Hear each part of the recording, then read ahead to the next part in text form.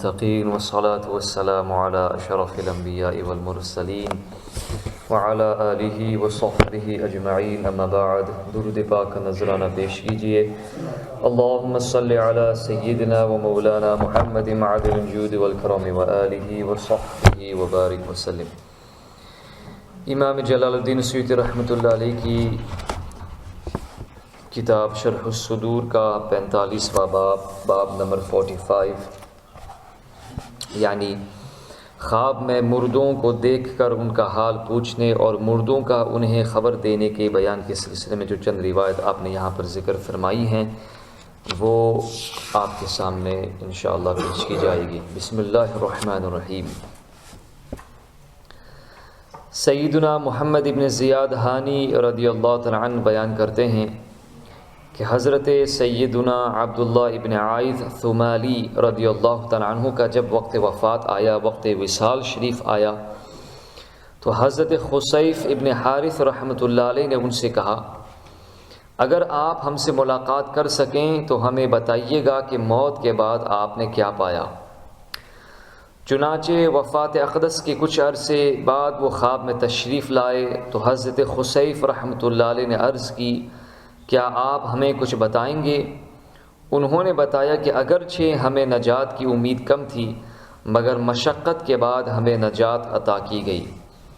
ہم نے اپنے رب عز و جل کو بہت مہربان پایا، اس نے ہماری خطاؤں سے درگزر فرما کر ہماری بخشش فرما دی، مگر احراز نہیں بخشے گئے۔ پوچھا احراز کون ہیں؟ انہوں نے کہا احراز وہ لوگ ہیں جو برائی میں اتنے مشہور ہوتے ہیں کہ ہر طرف سے ان پر انگلیاں اٹھائی جاتی، یعنی جو مثلا آج کل سوشل میڈیا کا زمانہ ہے تو گناہ کر کے پھر سوشل میڈیا پر یہ لوگ وائرل کرتے ہیں، ایسے لوگوں کو اللہ تعالیٰ اس دن بھی معاف نہیں فرمائے گا کہ جس دن اس کی عام بخشش ہوگی۔ اس دن اللہ تعالیٰ ایسے لوگوں کو جنہوں نے خود اپنے آپ کو ہلاکت میں ڈالا ہے اور گناہ کرنے کے بعد اس کی تشہیر کی ہے، اس کو لوگوں تک پھیلایا ہے، تو اللہ تعالیٰ ایسے لوگوں کو معاف نہیں فرمائے گا۔ سیدنا ابو ظاہریہ رضی اللہ تعالیٰ عنہ بیان کرتے ہیں کہ سیدنا عبد الاعلی ابن عدی رحمۃ اللہ تعالیٰ علیہ نے سیدنا عبداللہ ابن ابو بلال خزاعی رحمۃ اللہ علیہ کی عیادت کی تو کہا کہ پیارے آقا دو عالم صلی اللہ علیہ وسلم کے داتا صلی اللہ علیہ وسلم کو میرا سلام عرض کرنا، اور اگر بعد وصال ہم سے مل سکو تو ہمیں اپنی خبر بھی دینا۔ تو ان کی وفات کے 3 دن بعد ان کی زوجہ نے انہیں خواب میں دیکھا تو وہ کہہ رہے تھے کہ 3 دن بعد میری بیٹی مجھ سے ملنے والی ہے، یعنی ان کا انتقال ہونے والا ہے، کیا تم عبد الاعلی کو جانتی ہو؟ زوجہ نے کہا کہ نہیں۔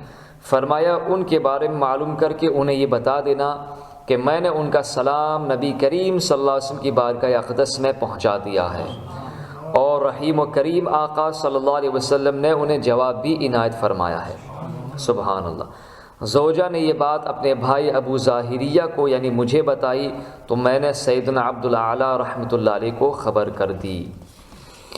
سیدنا یحییٰ ابن ایوب رحمۃ اللہ تعالی علیہ بیان کرتے ہیں کہ 2 آدمیوں نے آپس میں معاہدہ کیا کہ ہم میں سے جس کا انتقال پہلے ہوگا وہ اپنے حالات سے دوسرے کو مطلع کرے گا۔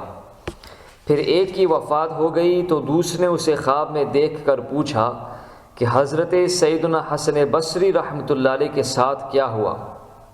اس نے کہا کہ وہ جنت میں بادشاہ ہیں، یعنی جنت میں اللہ تعالیٰ ان کو بادشاہ کا مقام عطا فرمایا، کوئی بھی ان کی نافرمانی نہیں کرتا۔ اس نے پوچھا کہ حضرت سیدنا امام محمد بن سیرین رحمۃ اللہ علیہ کا کیا حال ہے؟ تو اس نے جواب دیا جہاں چاہتے ہیں جاتے ہیں اور جو خواہش کرتے ہیں پوری ہوتی ہے، مگر دونوں حضرات کے مرتبے میں بہت فرق ہے۔ اس نے پوچھا کہ میرے بھائی حضرت سیدنا امام حسن بصری رحمۃ اللہ علیہ کو اتنا بلند رتبہ کس وجہ سے ملا؟ اس نے کہا کہ خوف خدا کی شدت کی وجہ سے اللہ تعالیٰ نے ان کو اپنا خوف عطا فرمایا، اور اس خوف کی وجہ سے اللہ تعالیٰ نے بطور انعام ان کو یہ جزا عطا فرمائی۔ سیدنا عبداللہ ابن اجلح رحمۃ اللہ علیہ بیان کرتے ہیں کہ میرے والد محترم نے سیدنا سلمہ ابن کہیل رحمۃ اللہ علیہ سے فرمایا کہ اگر آپ مجھ سے پہلے انتقال کر گئے اور آپ کو میرے خواب میں آنے کی طاقت ہوئی تو مجھے اپنے حالات سے آگاہ کیجیے گا۔ سیدنا سلمہ ابن کہیل رحمۃ اللہ علیہ نے بھی ان سے یہی کہا کہ اگر آپ کا انتقال پہلے ہو گیا تو آپ میرے خواب میں آ کر اپنے حالات بتائیے گا۔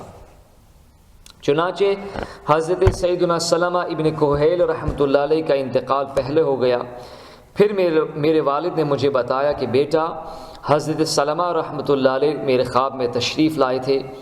میں نے ان سے پوچھا کہ آپ کا انتقال نہیں ہو گیا؟ انہوں نے کہا اللہ تعالی نے مجھے زندہ کر دیا ہے۔ میں نے پوچھا آپ نے اپنے رب عز و جل کو کیسا پایا؟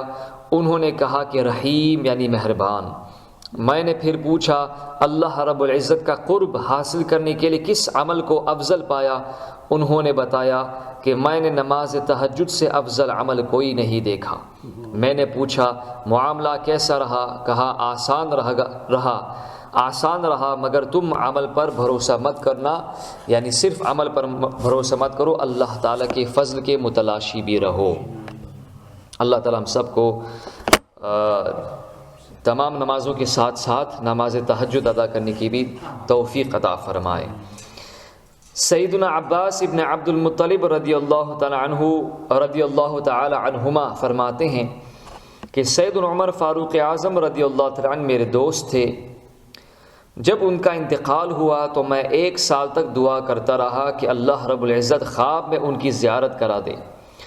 چنانچہ سال کے آخر میں ان کی زیارت ہوئی تو وہ پیشانی سے پسینہ پونچھ رہے تھے۔ میں نے عرض کی امیر المؤمنین ما فعل بک ربک، آپ کے رب نے آپ کے ساتھ کیا معاملہ فرمایا؟ انہوں نے کہا کہ ابھی فارغ ہوا ہوں، اگر میرا رب عز و جل مہربانی اور آسانی نہ فرماتا تو قریب تھا کہ میری خلافت مجھے لے ڈوبتی۔ یعنی یہ وہ حضرت عمر رضی اللہ تعالیٰ عنہ کہ جن کے صدقے میں اللہ تعالیٰ ہزاروں کو جہنم سے رہائی عطا فرمائے گا۔ تو یہ ان کا واقعہ پیش کیا گیا۔ ایک اور اسی سے ملتا جلتا واقعہ پیش کیا جاتا ہے۔ سیدنا سالم ابن عبداللہ رحمۃ اللہ علیہ بیان کرتے ہیں کہ میں نے ایک انصاری شخص کو کہتے سنا، میں نے اللہ رب العزت سے دعا کی تھی کہ وہ مجھے خواب میں امیر المؤمنین سیدنا عمر فاروق اعظم رضی اللہ عنہ کی زیارت سے مشرف فرمائے۔ چنانچہ میں 20 سال بعد ان کی زیارت سے مشرف ہوا تو وہ اپنی پیشانی سے پسینہ پونچھ رہے تھے۔ میں نے عرض کی اے امیر المؤمنین کیا معاملہ ہوا؟ فرمایا ابھی حساب و کتاب سے فارغ ہوا ہوں، اگر میرے رب عز و جل کی رحمت شامل حال نہ ہوتی تو میں ہلاک ہو جاتا۔ یہ تو آپ نے ازراہ انکساری تواضع کی یہ بات بیان فرمائی، حالانکہ نبی کریم صلی اللہ علیہ وسلم خود ارشاد فرمایا ہے کہ جب میں اٹھوں گا حشر کے میدان میں یا حشر سے پہلے تو میرے داہنے ہاتھ میں ابو بکر صدیق کا ہاتھ ہوگا اور بائیں ہاتھ میں عمر فاروق اعظم کا ہاتھ ہوگا، اس طرح ہم جائیں گے اٹھیں گے۔ سیدنا عبداللہ ابن عمرو ابن عاص رضی اللہ تعالی عنہما فرماتے ہیں کہ مجھے امیر المؤمنین سیدنا عمر فاروق اعظم رضی اللہ تعالی عنہ کی وصال اور شہادت کے بعد ان کا معاملہ جاننے سے بڑھ کر کوئی بھی چیز محبوب نہ تھی، یعنی میں بہت پسند کرتا تھا، یہ میری دل کی خواہش تھی کہ میں ان کا معاملہ جان لوں۔ چنانچہ ایک رات میں نے خواب میں ایک محل دیکھا تو پوچھا یہ کس کا ہے؟ فرشتوں نے کہا کہ یہ حضرت عمر فاروق اعظم رضی اللہ عنہ کا محل ہے۔ اتنے میں آپ یعنی حضرت عمر فاروق اعظم رضی اللہ عنہ چادر اوڑے محل سے باہر تشریف لائے، ایسا لگ رہا تھا گویا ابھی غسل کیا ہو۔ میں نے پوچھا آپ کے ساتھ کیسا معاملہ ہوا؟ فرمایا بھلائی کا، اگر میرے رب عز و جل کی بخشش نہ ہوتی تو میری خلافت مجھے لے کر ڈوبتی۔ میں نے عرض کی کیا ہوا تھا؟ پوچھا میں تم سے کب جدا ہوا تھا؟ میں نے کہا تقریباً 12 سال ہو گئے ہیں۔ فرمایا ابھی حساب کتاب سے فارغ ہوا ہوں۔ تو ان روایتوں میں بیان کردہ مدت میں اختلاف ہے، پہلی روایت میں 1 سال، دوسری میں 20 سال اور تیسری میں 12 سال ہے، چونکہ یہ معاملہ خواب کا ہے لہٰذا جس نے جو دیکھا اس نے ویسا بیان کر دیا۔ سیدنا مطرف رحمۃ اللہ تعالی علیہ فرماتے ہیں میں نے امیر المؤمنین سیدنا عثمان غنی رضی اللہ تعالیٰ عنہ کو خواب میں دیکھا، آپ کی زیارت سے مشرف ہوا تو آپ نے سبز لباس زیب تن کیا ہوا تھا، سبحان، سبز لباس آپ نے پہنا ہوا تھا۔ میں نے عرض کی، اے امیر المؤمنین، اللہ رب العزت نے آپ کے ساتھ کیسا معاملہ فرمایا؟ کہا، میرے رب عز و جل نے میرے ساتھ بھلائی کی۔ میں نے پوچھا کون سا دین بہتر ہے؟ فرمایا سیدھا دین جس میں ناحق خون نہ بہے، یعنی جس میں انصاف کیا جائے اور کسی کا ناحق خون نہ بہے، تو یہ دین سب سے اچھا ہے۔ اللہ تعالی ہم سب کو موت آنے سے پہلے توبہ نصوحہ کی توفیق عطا فرمائے۔ اللہ رب العزت دین، دنیا اور آخرت میں ہر معاملے میں اللہ تعالی ہم سے بھلائی کا معاملہ فرمائے۔